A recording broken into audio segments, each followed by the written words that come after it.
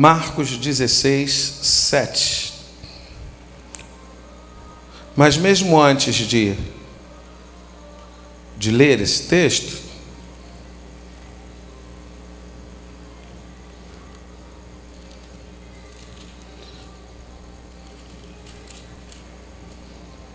eu quero pensar um pouco sobre o seguinte. Quando a gente fala em discipulado nesses dias, a gente encontra uma certa sede na igreja, e isso é muitíssimo bom. A igreja tem recuperado a disposição de cuidar uns dos outros e tem recuperado a visão de que não há outra forma de que a igreja venha a crescer e crescer de forma saudável, senão a partir do discipulado, do gerar discípulos como Jesus fez. Obviamente que junto nessa sede, muitos métodos estão hoje em voga, muitos métodos estão na moda. Então, a igreja sedenta por essa compreensão que lhe foi trazida com certeza por Deus, começou a estipular e a desenvolver maneiras de fazer isso. É obviamente que todos vivem a partir de algum método, seja ele um método particular ou um método compartilhado por um maior número de pessoas. Isso é fato. Nós vivemos e temos a nossa organização de ser. Então, há uma metodologia desenvolvida aqui, que nós não nos importamos de colhê-la em nenhum outro lugar, ou talvez o contrário. Nos preocupamos em colher em muitos lugares, olhando para os irmãos, aprendendo com suas experiências aquilo que nós vamos aplicar aqui, mas nunca sem considerar, no nosso caso, um modelo único, porque entendemos que cada igreja é única e não há um modelo que atenda à necessidade da igreja em todos os lugares aonde ela se apresenta e com todas as suas características particulares. Não há um método, né? Mas nós temos não um método, mas temos um padrão para seguir. Esse padrão é Jesus. Então, nós sabemos que sempre dará certo aquilo que nós praticarmos, quanto mais parecido for com aquilo que Jesus desenvolveu ao cuidar dos seus. Nós nunca erraremos se a gente escolher olhar para Jesus e não olhar para nenhum invencionismo humano, nenhum acréscimo desnecessário, nenhum modelo fantástico, nenhuma nova fórmula, porque a mais perfeita fórmula chama-se Jesus. É com ele que a gente tem que aprender. Então, quanto mais qualquer modelo se aproxima daquilo que Jesus viveu e daquilo que ele apontou, mais confiável é esse modelo, ok? Mas tem muita coisa sendo vivida na questão do discipulado. E dentro do que nós vivemos, há um risco que, graças a Deus, não nos alcançou, mas que nós vamos cuidar hoje para que não nos alcance. Tá bom? Qual é esse risco? Esse risco é o seguinte: quando nós temos uma comunhão mais estreita e quando a igreja começa a abraçar o discipulado pessoal, assim como Jesus fez com os seus discípulos, quando nós começamos a entender que para gerar um discípulo eu preciso entrar na vida desse discípulo, até porque não há ajuste se eu não conseguir enxergar que ajuste eu posso ajudar a promover. Então, quanto mais o discipulado é desenvolvido pela proximidade das vidas, maior a chance da gente também errar para um outro lado.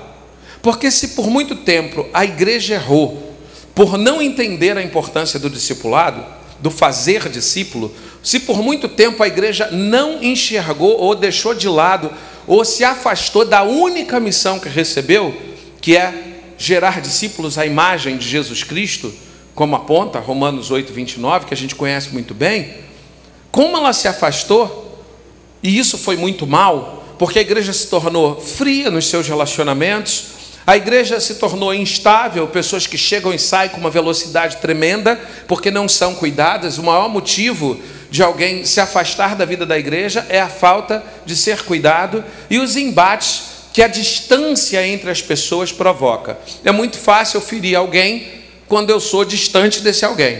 É muito mais complicado eu ferir alguém quando sou próximo. Me torno mais cuidadoso automaticamente daqueles que estão próximos. Então a igreja errou muito por aí. O discipulado se afastou, ela entendeu que ela era pregadora, colocou, como a gente sempre fala, a pregação como sua missão, e não é sua missão. A pregação é meio para atingir a missão. A pregação é meio para alcançar corações que possam ouvir a palavra de Deus, se dobrar à vontade dele, que terá que ser plantada naquele coração, pelo cuidado sobre a vida dele, pela instrução na palavra de Deus e pelo exemplo de vida em Cristo que lhe seja mais próximo. Então, a pregação é meio, não é fim. A igreja pegou a pregação, a igreja afastada da missão de gerar discípulo, e fez do meio o fim. E começou a entender que nós temos que pregar, nós temos que pregar, nós temos que pregar. Mas para gerar o quê? Isso é que era o problema. E aí pessoas eram geradas, mas sem nada se parecer com Jesus. A obra, ou a missão de fazer discípulo, ajusta isso. Porque o nosso propósito em Deus, a missão que recebemos, é gerar discípulos que sejam a imagem de Jesus. E não gerar membros de igreja. E não gerar simplesmente crentes, porque, como sempre falamos, crê, até o diabo crê e estremece, e crê muito mais do que alguns crentes que frequentam espaços como esse, né, que frequentam reuniões de culto congregacional. Até o diabo crê e estremece. Então, crer nunca fez de ninguém aquilo que Deus espera dele. Mas crer e se dispor a render sua vida para parecer com Jesus, isso sim agrada o coração de Deus, e é isso que ele procura. Então, quando nós estamos envolvidos na obra de fazer discípulos, nós nos preocupamos em forjar vidas com o Cristo que há em nós, com o Cristo que nós vivemos, a partir do nosso exemplo de vida, da autoridade de Cristo em nós, nós forjamos outras vidas. Não tem como abacate nascer de bananeira, você concorda? Não tem. Como é que vai nascer abacate de bananeira? Basta ao servo ser igual ao seu senhor. Basta isso para ele. Então, se o que eu frutifico, eu não busco excelência nisso, vou gerar discípulos que também não buscam excelências no seu viver. Então, é preciso a gente se importar com isso. Mas tem o outro lado, e por isso que a gente vai estar tratando hoje. Tem o outro lado daqueles que optaram e que enxergaram a importância do discipulado. E aí a gente vai para o extremo, para pessoas que vivem muito próximas, ou vivem até o que a gente vive, muito próximo do que a gente vive, porque não estamos sós no nosso entendimento. E aí onde há o discipulado efetivo, o discipulado pessoal, vida na vida, e aí muitas vezes o discipulador afoga o discípulo em si mesmo. Ou seja, o discipulador começa a agir de uma forma indevida, e o discípulo também muitas vezes a agir de uma forma indevida por conta da muita proximidade. Por conta da muita proximidade, o discipulador toma atitudes que também não deveria tomar. E coloca muitas vezes o discípulo em atitudes que ele não deveria estar. Então, antes que isso nos alcance, porque pode sim alcançar, e se por acaso alcançou e nós não identificamos, que você possa, através dessa palavra, fazer alguns ajustes e alguns reparos, tá bom? Então, como agir com discípulos desobedientes? Não tem coisa que mais dificulta ou que mais entristece o coração daquele que quer gerar Cristo num coração do que ele está derramando de Cristo a partir da sua vida e não conseguir resultado. Não tem nada mais frustrante. Não tem. Para aquele que entendeu para que a sua vida, entendeu que a missão dele é gerar discípulo, encontrou alguém que diz que tem o coração aberto, então ele começa a derramar do entendimento da fé, começa a falar sobre o propósito de Deus, começa a levar o entendimento de que ele é uma pessoa corrompida, que ele precisa nascer de novo, que explica que nascer de novo é fazer aquilo que Cristo ordena na vida dele, mais do que isso, é arrepender-se de quem ele é sem Cristo, para que ele possa renunciar a ele mesmo, a sua própria existência, para adotar a existência de Cristo em si. Então você está lá derramando tudo isso, e a pessoa entende. O melhor de tudo é isso, ela entende na maioria das vezes, mas é relutante em ouvir. Outras vezes nós encontramos discípulos que, quanto a esse todo, entendem muito bem e começam a andar. Mas quando chega nas questões pequenas, aí vem os tropeços. Quando chega na questão, cara, faz isso não, né? Alguém que está cuidando da vida de alguém, diz assim, faz isso não é legal para você. Pode acreditar que o fim disso não é muito bom, na maioria das vezes. Não, mas eu sei o que estou fazendo. Não faz não. Faz não, isso não é bom. Rapaz, isso não deu certo com 100, em 101 que fizeram. Você tem outras opções, por que você vai escolher essa? A chance de dar muito errado e de você ser um de novo é muito difícil. Não, mas eu... Não tem isso? Quando a gente diz assim, rapaz, larga essa vida, dessa direção que você está tomando na tua vida, abandona isso. Quando a gente diz assim, quebra isso, quebra mesmo, quebra. Às vezes tem situação, quando a gente está cuidando de alguém, alguém traz alguns vícios, alguns danos para a sua vida, por coisas muito pequenas e mesquinhas. Pessoas que não cuidam de pessoas, estão sendo amadurecidas por quem cuida, né, pelos seus discipuladores, e nunca amadurecem para gerar vida. Aí, muitas vezes, aquele que está cuidando diz assim, meu amado, quanto tempo você passa com o celular na mão? Ah, o dia inteiro. Mas não tem tempo para nada. Em redes sociais, quanto tempo? Todo livre. E você não tem tempo para nada. Desliga o seu celular ou joga ele fora, cara. Joga ele fora. Isso não está fazendo bem para a sua vida. Talvez em algum momento você possa ficar com ele. Mas agora não é tempo de você ficar com o celular, não. Basta sim alguém te passar algum recado, basta no seu telefone residencial, mas você não pode, mano. Você não fica com o teu celular e desliga o pacote de dados, entendeu? Não compra mais. Você não pode, você não tem domínio sobre você mesmo.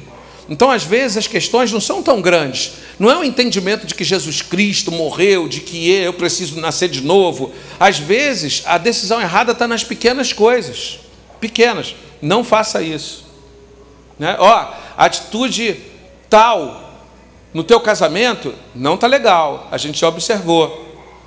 Não, mas a gente se dá muito bem mesmo assim. Legal, segue por aí, é teu direito. Não é coisa difícil para quem está cuidando de alguém, querendo o amadurecimento da fé de alguém? Mas isso é muito comum. Então, como agir com discípulos desobedientes? Marcos 16, 7. Mas ide, dizei a seus discípulos e a Pedro, que ele vai adiante de vós para a Galileia, ali o vereis, como ele vos disse. Vai, disse o anjo, e avisa aos irmãos e a Pedro. E a Pedro. O e a Pedro aí é a questão. Porque a gente está diante, nesse momento, de um discípulo que desobedeceu a Jesus em muitas coisas. E que em muitas coisas que foi orientado, ele sempre batia no peito e dizia, eu sei, eu farei, deixa comigo, jamais farei isso. Muitas vezes Pedro tomou essa postura. E todas elas, ele veio a se arrepender da atitude que tomou. Então a gente está escutando aqui uma coisa muito particular. Porque Jesus manda dizer aos seus discípulos, mas frisa, e a Pedro, que eu estou indo. Quer saber o que significa? Que Jesus lidava da seguinte maneira com os discípulos desobedientes. Ele persistia em amar. Ele persistia em amar. Pessoas vão nos ouvir, vão amar o que a gente fala e não vão viver. Em algumas situações, e talvez não poucas, pessoas vão amar o que vivemos e o que pregamos, mas não vão querer viver ou não vão aguentar viver. E a atitude de Jesus, eu só posso aprender com ele. A atitude de Jesus foi se redobrar em amor, em perseverança, em disponibilidade. Em disponibilidade. E aí a gente vê que Jesus diz assim, fala com Pedro, em resumo, que eu não desisti dele. Porque você está numa atitude que você acabou de trair. Está se sentindo a pior pessoa do mundo porque acabou de trair Jesus. E Jesus manda dizer, eu quero falar com ele. O que Jesus está dizendo aí? Como é que Pedro recebe essa palavra? Imagina, como é que Pedro recebe essa palavra? Ele não desistiu de mim. Ele não desistiu de mim. Então a primeira coisa que a gente precisa aprender no cuidar de pessoas é que a gente não pode desistir, pelo menos facilmente, de pessoas que demonstraram interesse em caminhar conosco. Existem pessoas que de fato Jesus não deu atenção, mas porque essas pessoas sequer demonstraram interesse de ouvi-lo. E ele não ficou lá esmolando que esses irmãos pudessem ouvi-lo. Mas aqueles que abriram o coração e se dispuseram a ouvir, Jesus foi persistente em cuidar deles. Persistente. Então a gente precisa ser persistente, mesmo com aqueles que em alguns momentos vão desobedecer e vão acabar sofrendo por isso. Pedro estava absolutamente sofrido, mas Jesus continuou persistente, continuou disponível a Pedro, ok? João 21, 15, a gente vai ter o complemento disso. João 21, 15.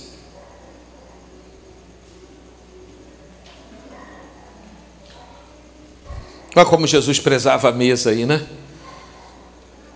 Interessante que nesse momento, quando ele vai ter com os discípulos, com os apóstolos que estavam pescando depois da sua ressurreição, né?